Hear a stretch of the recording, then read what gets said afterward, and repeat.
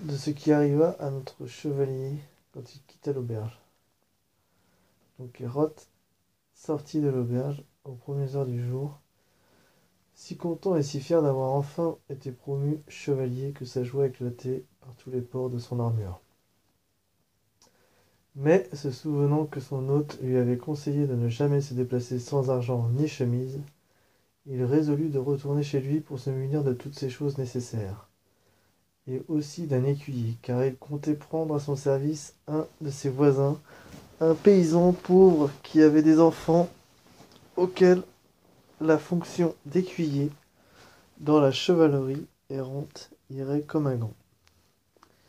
Il reprit donc le chemin de son village, et Rocinante, qui devait sentir l'écurie, allait d'un si bon train qu'on aurait dit qu'il ne touchait plus terre. Mais à peine s'était-il mis en route qu'il crut entendre de faibles cris venant d'un bois qu'il y avait sur sa droite, comme si quelqu'un se plaignait. « Je rends grâce au ciel, dit-il, aussitôt. Je rends grâce au ciel, dit-il aussitôt, qui me donne sans attendre l'occasion d'accomplir mon devoir de chevalier errant, et de recueillir le fruit de mon généreux dessein. Ces plaintes viennent, à n'en pas douter, d'une personne qui attend de moi aide et protection. » Et tournant bride, il dirigea Rocinante vers l'endroit d'où les cris lui semblaient venir. Il n'avait pas fait quelques pas dans le bosquet qu'il vit une jument attachée à un chêne, et à un autre chêne également attaché, un jeune garçon d'environ 15 ans, nu jusqu'à la ceinture. C'était lui qui poussait ses cris, et non sans raison, car un vigoureux paysan lui administrait une correction avec une ceinture de cuir, en accompagnant chaque coup d'une remontrance et d'un conseil. « Ça t'apprendra, tu n'avais qu'à ouvrir l'œil. » À quoi le garçon répondait: « Je ne le ferai plus, monsieur, je vous le jure, et je vous promets qu'à partir d'aujourd'hui, je surveillerai bien votre troupeau. » Don Quichotte, voyant ce qui se passait, s'écria fort en colère: « Chevalier sans vergogne, de quel droit vous attaquez-vous à un malheureux sans défense? Montez sur votre cheval, prenez votre lance, car il y en avait une appuyée contre l'arbre où était attachée la jument, et je vous ferai voir que vous n'êtes qu'un lâche. » Le paysan, à la vue de cet épouvantail en armes qui brandissait une lance sous son nez et s'apprêtait à fondre sur lui, se crut mort et répondit humblement: « Monsieur le chevalier, ce garçon que je punis est un de mes valets de ferme, que j'emploie à garder un troupeau de moutons, non loin d'ici. Mais il est si distrait que chaque jour il m'en perd un, et quand je veux le châtier de sa négligence, et peut-être de sa friponnerie, il prétend que je le fais par avarice, pour ne pas avoir à lui payer ses gages. Sur Dieu et mon âme, il ment. »« Comment osez-vous, faquin, lui rétorqua Don Quichotte, me prendre à témoin d'un démenti? Par le soleil qui nous éclaire, je ne sais ce qui me retient de vous passer ma lance au travers du corps. Payez ce garçon sans attendre et sans répliquer, ou je jure par le Dieu qui règne sur nos vies que je vous anéantis sur l'air. Allons, détachez-le. » Le paysan baissa la tête et sans dire mot détacha son valet, à qui Don Quichotte demanda depuis... Le paysan baissa la tête et sans dire mot détacha son valet, à qui Don Quichotte demanda depuis quand il n'avait pas été payé. Le garçon dit qu'on lui devait 9 mois, à 7 réaux chacun.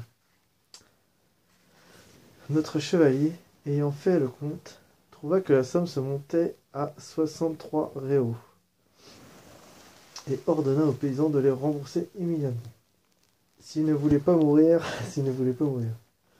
L'autre affirma, tout tremblant, que, foi de moribond, et par le serment qu'il avait fait, il n'avait encore rien juré. Il n'en devait pas tant, qu'il fallait déduire 3 paires de souliers qu'il avait donnés au garçon, plus 1 réal pour 2 saignées qu'on lui avait faites quand il était malade. Je veux bien le croire, répondit Don Quichotte. Mais les souliers et les saignées compteront pour les coups qu'il a reçus sans motif. Car s'il a abîmé le cuir de vos souliers, vous avez abîmé la peau de son corps. Et si le barbier lui a tiré du sang quand il était malade, vous lui en avez tiré quand il était en pleine santé. Aussi ne vous doit-il plus rien. L'ennui, monsieur le chevalier, c'est que je n'ai pas d'argent sur moi. Qu'André revienne à la maison et je lui paierai son dû, jusqu'au dernier sou. Moi, repartir avec lui, dit le garçon. Non, monsieur, jamais. Parce que dès que vous aurez tourné le dos, il m'écorchera vif comme un Saint-Barthélemy. Ah, pardon. Parce que dès qu'il aura... Hein. Parce que dès que vous aurez tourné le dos, il m'écorchera le vif comme un Saint-Barthélemy. Il n'en fera rien, assura Don Quichotte. Il suffira que je le lui défende. Il suffira que je le lui défende pour qu'il s'en abstienne. Et pourvu qu'il me le jure, par l'ordre de chevalerie qu'il a reçu, je le laisse libre et répond du paiement. Je ne sais pas ce que vous voulez dire, monsieur. Mon maître n'est pas chevalier et n'a jamais reçu aucun ordre de chevalerie. C'est le riche Juan Aldudo qui habite à Quintanar. Qu'importe. Il peut y avoir des Aldudo chevaliers d'ailleurs. Chacun de nous est fils de ses œuvres. C'est vrai, mais j'aimerais bien savoir de quelle œuvre mon maître est le fils. Lui qui refuse de me payer ce que j'ai gagné à force de sueur et de travail. J'en refuse pas, mon bon André, répondit le fermier. Si tu me fais le plaisir de revenir avec moi, je jure que par tous les ordres de chevalerie de te payer, comme je l'ai dit, jusqu'au dernier sou et de mon cœur. Je vous fais grâce du bon cœur, intervint Don Quichotte. Payez-le en bons deniers, c'est tout ce qu'on vous demande. Et prenez garde d'accomplir ce que vous avez juré, sinon, par le même serment, je jure que je reviendrai vous chercher. Pour vous châtier, et que je saurai... je vais chercher le mot châtier. Voilà. Et que je saurai vous découvrir, fussiez-vous mieux caché qu'un lézard, et afin que vous sachiez que vous donnez... Oh putain. Pardon. Et afin que vous sachiez qui vous donne cet ordre, apprenez que je suis le valeureux Don Quichotte de la Manche, l'illustre réparateur de toutes les injustices. Et maintenant, adieu. Mais n'oubliez pas ce que vous avez promis et juré, sous peine de subir le châtiment que j'ai dit. Sur ces mots, il éprona Rocinante et s'éloigna rapidement. Le fermier le suivit des yeux, et quand il le vit disparaître dans l'épaisseur du bois, il se tourna vers son valet. Approche, petit, lui dit-il. Je veux te payer ce que je te dois, comme ce vengeur d'injustice m'en a donné l'ordre. Je ne demande pas mieux, moi. D'ailleurs, c'est dans votre intérêt d'obéir à ce bon chevalier, à qui Dieu prête 1000 ans de vie. Il est tellement juste, lui, et courageux que...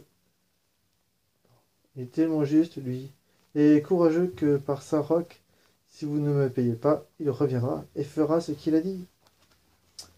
Moi non plus, je ne demande pas mieux, et pour te prouver l'affection que j'ai à ton égard, je vais augmenter ma dette pour augmenter le paiement.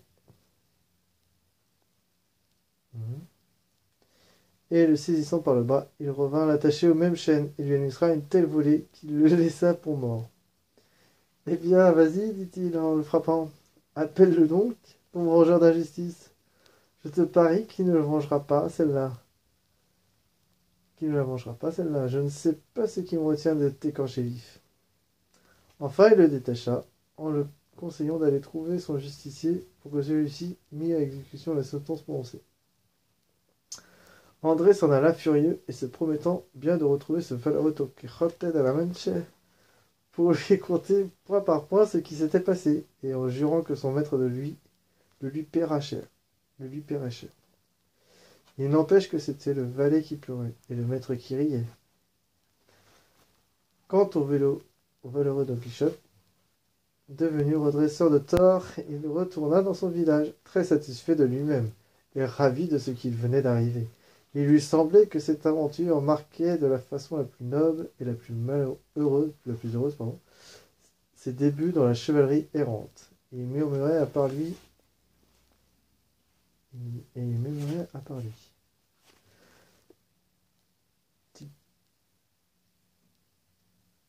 Tu peux te dire heureuse entre toutes les femmes qui vivent aujourd'hui sur la terre. Ô Dulcinée du Toboso, la plus belle entre les belles, toi qui es pour esclave de ta volonté et de ton bon plaisir, un chevalier aussi vaillant et illustre que Don Quixote de la Manche. Il n'est pas une chevalier que depuis hier, comme tout le monde sait, et aujourd'hui il a déjà réparé la pire offense et redressé le tort le plus grave qu'ait jamais commis la cruauté ou l'injustice. Il a arraché le fouet des mains d'un impitoyable nid qui battait sans motif un enfant. En parlant, il était arrivé à un endroit où le chemin se divisait en quatre. Il lui revint alors en mémoire que les chevaliers errants s'arrêtaient au carrefour, en se demandant quelle route il allait prendre.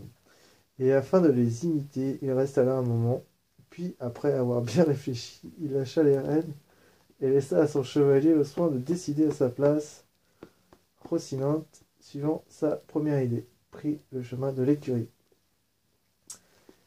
Il avait parcouru ainsi près d'une lieue, lorsque Don Quixote vit venir sur la route une troupe nombreuse. C'étaient des marchands tolédans, comme on l'apprit plus tard, qui allaient acheter de la soie à Murcie. Ils étaient 6, abrités sous leur parasol, accompagnés de 4 domestiques à cheval et de 3 valets d'écurie à pied. Don Quixote se crut engagé aussitôt dans une nouvelle aventure, et comme il voulait imiter dans toute la mesure possible les exploits qu'il avait lus dans ses romans, il eut une idée qui lui parut convenir parfaitement à la situation. Il s'affirma sur ses étriers, saisit sa lance d'un bras ferme, embrassa son bouclier, et, se campant avec noblesse et courage au milieu du chemin, attendit ces gens qu'il prenait pour des chevaliers errants. Dès qu'ils furent assez proches pour le voir et l'entendre, il leur cria d'un ton avant. « Aucun de vous ne passera, si chacun ne confesse qu'il n'y a d'âme plus belle en ce monde que l'impératrice de la Manche, l'incomparable Dulcinée du Toboso. » Les marchands s'arrêtèrent pour considérer l'étrange allure de celui qui leur tenait ce discours, comprenant à son aspect comme à ses paroles qu'il avait affaire à un fou. Ils voulurent en savoir plus long sur la confession qu'on leur demandait. « Monsieur le chevalier, dit l'un d'eux qui aimait la plaisance... Monsieur le chevalier, dit l'un d'eux qui aimait plaisanter et ne manquait pas d'esprit, nous ne connaissons pas cette noble dame dont vous parlez. Montrez-la à nous d'abord, et si elle est aussi belle que vous le prétendez, nous reconnaîtrons de bon gré et sans contrainte aucune ce que vous nous demandez. Si je vous la montrais, quel mérite auriez-vous à reconnaître une vérité aussi manifeste? L'important est de le croire sans la voir, et de le confesser, de l'affirmer, de le jurer, de le soutenir les armes à la main. En garde, racaille présomptueux. En garde, racaille présomptueuse. Venez donc, l'un après l'autre, comme l'exigent les règles de la chevalerie, ou tous ensemble, comme c'est la vile coutume parmi ceux de votre espèce. Je vous attends ici, fort de bon droit. Monsieur le chevalier, reprit le marchand, je vous supplie, au nom de tous ces princes que nous sommes, et afin que nous ne chargions pas notre conscience en affirmant une chose que nous n'avons jamais vue ni entendue, et qui porte un grand préjudice à toutes les impératrices et reines de l'Alcaria et de l'Estrémadure, de bien vouloir nous montrer un portrait de cette dame, même s'il n'est pas plus grand qu'un grain de blé. Nous saurons alors à quoi nous en tenir, et, tout à fait rassurés, nous pourrons vous donner satisfaction. Nous sommes déjà si près de vous croire que, même si on portait... Si son portrait... Nous sommes déjà si près de vous croire que, même si son portrait nous la représente louchant d'un œil et de l'autre distillant du vermillon et du soufre. Nous, diront d'elle, pour vous complaire tout le bien que vous voudrez.